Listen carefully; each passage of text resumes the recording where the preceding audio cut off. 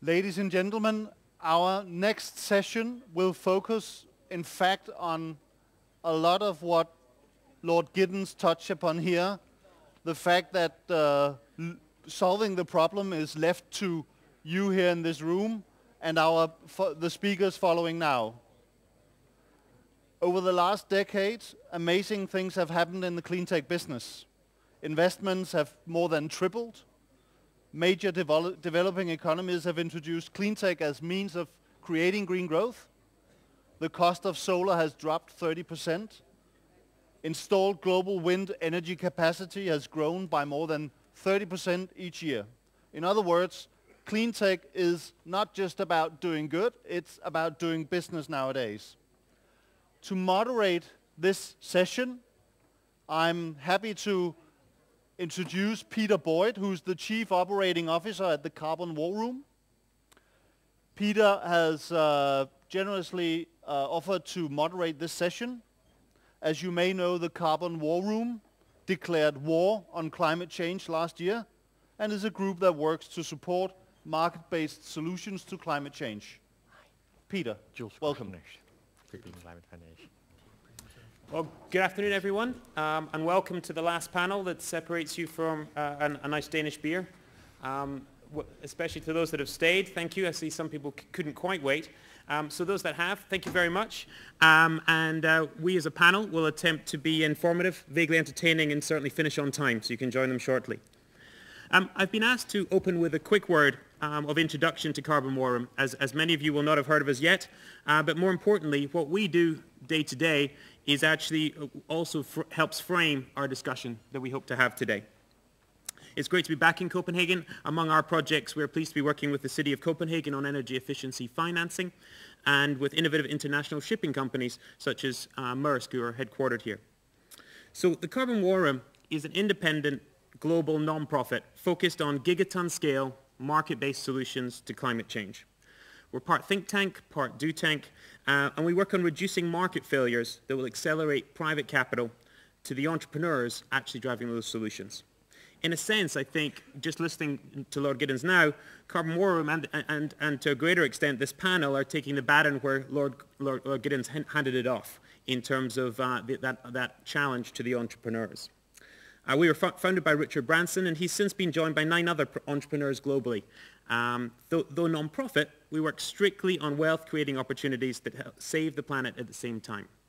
And I think that'll be a theme that we will come back again and again to this afternoon.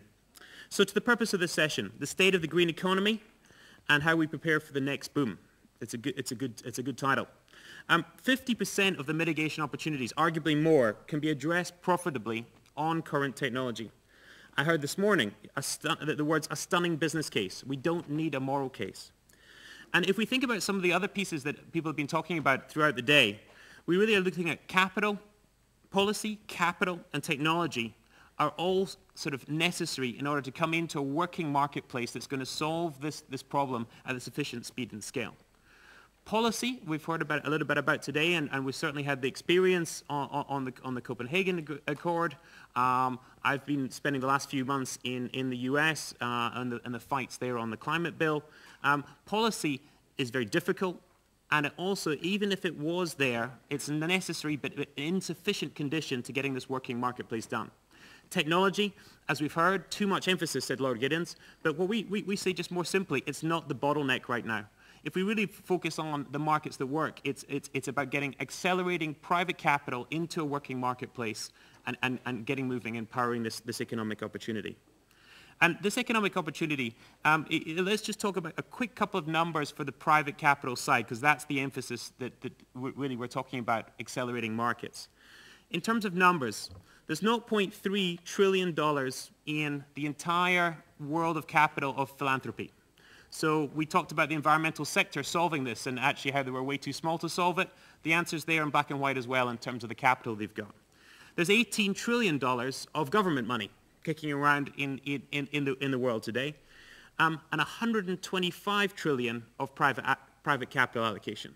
So 125 trillion is sitting there as private capital allocation. Now, not all of that is reallocated every year, but trillions of dollars are invested in infrastructure every year. if that's the supply side of this, how much money is kicking around and able to be invested? On the demand side, we hear from WEF and we hear from Bloomberg, New Energy Finance and others, about 550 billion is needed to be diverted into the new energy economy. So it doesn't take huge mathematician there. 550 billion out of 125 trillion.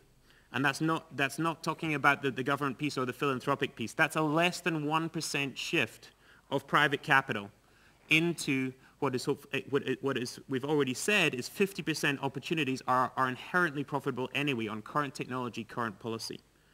So the frame for today and why we're so excited to sort of close the day today, the frame for how we want to close today is one of economic opportunity. In fact, it's the economic opportunity of our generation. And so all the panel have a unique and informative viewpoints on this opportunity. And I'd like to welcome each one on stage. They're going to speak for about 3 to 5 minutes each. And then we're going to, I've got a couple of questions to ask. And then we'll hopefully have plenty of time for questions and then that famous Danish beer. So first off, we've got Hans Enocson, President and CEO of GE Nordic region and the Baltic states. Brings pharmaceutical and extensive GE experience, is a key figure in cooperation with government agencies and other businesses. He'll be talking from the large corporate point of view. I've got Jules Kortenhorst, CEO of the European Climate Foundation, business background before becoming a Dutch parliamentarian. I hope he doesn't mind, but I read recently that his business instincts have continued with him. He was described while a parliamentarian as the best moonlighter in the House. So that's good to see. And then Preben Sørensen, partner at Deloitte, very strong background in CSR. We're talking about the benefits of the climate change opportunity to his clients and also clusters. And then Sean Randolph, we've heard from him earlier today, Bay Area Council Economic Institute, providing a West Coast perspective. He's got amazing experience within business, consulting, the US government.